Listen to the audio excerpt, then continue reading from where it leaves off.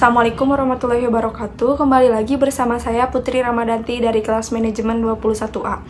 Baik, kali ini saya akan membahas materi bab 15. Materi bab 15 kali ini yaitu tentang akuntansi manajemen lingkungan. Di sini yaitu ada mengukur biaya lingkungan. Perusahaan perlu melakukan pengukuran atas biaya lingkungan dan mengidentifikasi penyebab ini menjadi titik awal dikembangkannya konsep yang bermanfaat untuk utamanya. Di samping itu juga, dengan adanya peraturan di bidang lingkungan memperoleh solusi bagi berbagai tujuan bisnis, perusahaan, dan penyelesaian atas permasalahan lingkungan yang dikenal dengan ekoefisiensi. Manfaat ekoefisiensi ini yaitu pada dasarnya menunjukkan suatu kondisi di mana suatu perusahaan dapat menghasilkan barang atau jasa yang memberikan manfaat lebih besar sekaligus secara bersamaan mengurangi efek negatif dari lingkungan, konsumsi atas sumber daya, serta biaya. Menurut Hansen dan Woman tahun 2007, terdapat 3 pesan penting dari konsep ekoefisiensi tersebut. Yang pertama, dapat meningkatkan kinerja dari ekologis dan ekonomi di mana seharusnya saling melengkapi. Kedua, dengan meningkatnya kinerja lingkungan, maka tidak lagi dianggap sebagai perbuatan dan niat baik melainkan sebagai kemampuan perusahaan bersaing. Ketiga, koefisiensi merupakan pelengkap dan membantu perusahaan dalam usaha pembangunan berkelanjutan. Baik, di sini juga ada model biaya kualitas lingkungan. Penentuan biaya lingkungan merupakan langkah awal yang dilakukan sebelum informasi mengenai biaya-biaya lingkungan diberikan kepada pihak manajemen. Pendekatan yang digunakan adalah model biaya kualitas lingkungan total. Berdasarkan konsep definisi yang sama dengan biaya kualitas, maka biaya lingkungan didefinisikan sebagai biaya yang timbul karena kualitas lingkungan yang buruk atau ada potensi terjadinya kualitas lingkungan yang buruk. Biaya-biaya lingkungan ini sering dikaitkan dengan penciptaan, pendeteksian, perbaikan, dan pencegahan degradasi lingkungan yang digolongkan menjadi 4 kategori, yaitu biaya pencegahan, biaya deteksi, biaya kegagalan internal, dan biaya kegagalan eksternal lingkungan, di mana biaya kegagalan eksternal terbagi menjadi kategori terrealisasi dan tidak terrealisasi. Berikut penjelasan atas masing-masing kategori biaya lingkungan. Yang pertama, biaya pencegahan lingkungan atau environmental prevention cost. Biaya pencegahan lingkungan adalah biaya-biaya kegiatan yang dilakukan untuk mencegah timbulnya pencemaran atau limbah yang bisa mengakibatkan kerusakan lingkungan. Contohnya adalah biaya evaluasi dan memilih pemasok, biaya menilai dan memilih peralatan untuk mengendalikan polusi, biaya mendesain proses dan produk untuk pengurangan biaya atau menghapus kontaminan atau pencemar, biaya melatih pekerja atau staf, biaya studi dan sebagainya, dampak lingkungan, biaya mengaudit resiko atas lingkungan, biaya dilakukannya riset atas lingkungan, biaya mengembangkan sistem manajemen lingkungan, biaya mendaur ulang produk, termasuk juga biaya mendapatkan sertifikasi.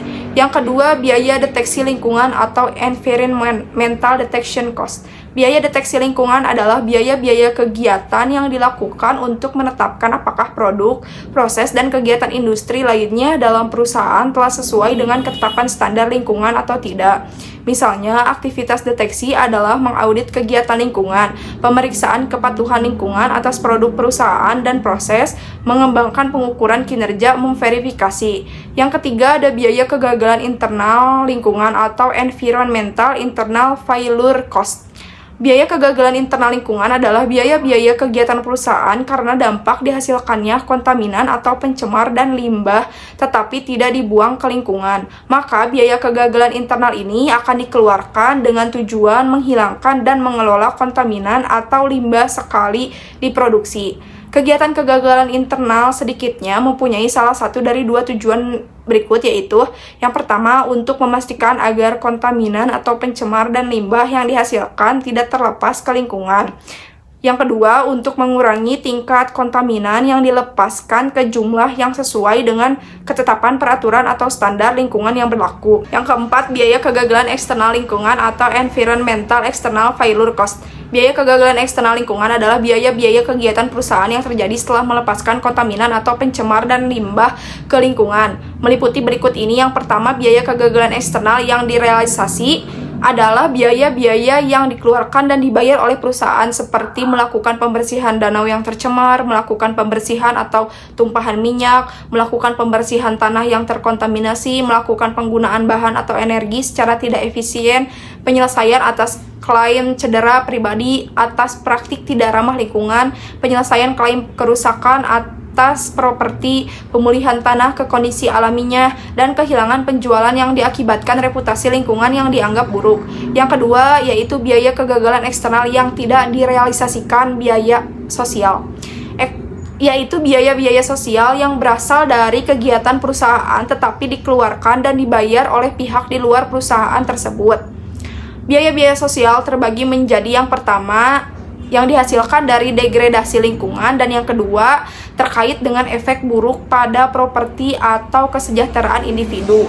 Dengan demikian dapat disimpulkan dari keempat kategori biaya lingkungan di atas, kategori kegagalan eksternal adalah yang paling merusak. Dan di sini juga ada pembebanan biaya lingkungan. Pada saat perusahaan ingin menentukan pembebanan biaya lingkungan ke produk dan proses, maka hal yang perlu menjadi pertimbangan yaitu biaya produk lingkungan dan penetapan biaya lingkungan berbasis fungsional atau berbasis aktivitas. Biaya produk lingkungan yang menjadi contoh biaya produk lingkungan adalah biaya-biaya lingkungan yang bersumber dari proses menghasilkan, memasarkan, serta mengirimkan produk, termasuk biaya lingkungan setelah pembelian, karena telah digunakan konsumen dan sampah produk tersebut. Biaya lingkungan penuh dihitung dengan membebankan seluruh total biaya lingkungan, baik bersifat private maupun sosial ke produk tersebut. Sedangkan biaya private penuh merupakan pembebanan biaya-biaya privat hanya untuk produk-produk individual. Hasil kalkulasi dari biaya-biaya privat selanjutnya akan menghasilkan penetapan biaya lingkungan ke produk oleh proses internal perusahaan. Dan di sini juga ada penilaian biaya siklus hidup atau life cycle. Penilaian siklus hidup akan meningkatkan penatagunaan suatu produk. Terdapat 4 tahapan siklus hidup produk yang terdiri dari: pertama, ekstraksi sumber daya, yang kedua, pembuatan produk, yang ketiga, penggunaan produk, yang keempat, daur ulang dan pembuangan. Berikut ini 3 tahapan formal penilaian atas siklus hidup produk. Yang pertama, analisis persediaan atau inventory analysis, yang menunjukkan penentuan tipe dan jumlah bahan mentah atau raw material, energi yang dibutuhkan, dan pembuangan ke lingkungan dari suatu produk, baik yang berbentuk limbah padat, cair, dan gas. Yang kedua, analisis dampak atau impact analysis, penilaian terhadap efek lingkungan berbagai desain produk dan menunjukkan peringkat relatif atau penilaian biaya atas efek lingkungan tersebut. Yang ketiga, analisis perbaikan atau improvement analysis. Analisis ini bertujuan untuk meminimalisir dampak yang ditimbulkan ke lingkungan seperti yang telah diungkapkan pada tahapan analisis terhadap persediaan dan dampaknya. Di sini juga ada akuntansi pertanggungjawaban lingkungan berbasis strategi. Sistem yang menyajikan kerangka kerja operasional yang meningkatkan kinerja lingkungan dikenal sebagai sistem manajemen lingkungan berbasis strategi. Contohnya, menghubungkan perspektif lingkungan ke perspektif proses sangat penting untuk meningkatkan kinerja lingkungan. Di sini ada 5 tujuan utama perspektif lingkungan tersebut. Yang pertama, mengurangi atau membatasi konsumsi bahan baku atau mentah. Yang kedua, mengurangi konsumsi bahan-bahan yang berbahaya. Yang ketiga, pembatasan kebutuhan akan energi produksi dan penggunaan produk. Yang keempat, mengurangi pembuangan residu atau sampah padat, cair, dan gas. Yang kelima, mengoptimalkan kesempatan untuk daur ulang produk. Dengan demikian, tren biaya lingkungan dapat digunakan dalam pengukuran kinerja, yaitu yang pertama, dengan menyiapkan laporan biaya lingkungan tidak bernilai tambah untuk periode berjalan. Yang kedua, membandingkan biaya lingkungan tanpa nilai tambah tersebut dengan biaya tanpa nilai tambah pada periode sebelumnya, seperti melakukan perhitungan biaya lingkungan secara total sebagai persentase penjualan, kemudian mengecek nilai-nilai tersebut selama beberapa periode. Mungkin cukup sekian pembahasan materi bab 15 kali ini dari saya. Terima kasih. Mohon maaf apabila ada kesalahan atau kekurangannya. Assalamualaikum warahmatullahi wabarakatuh.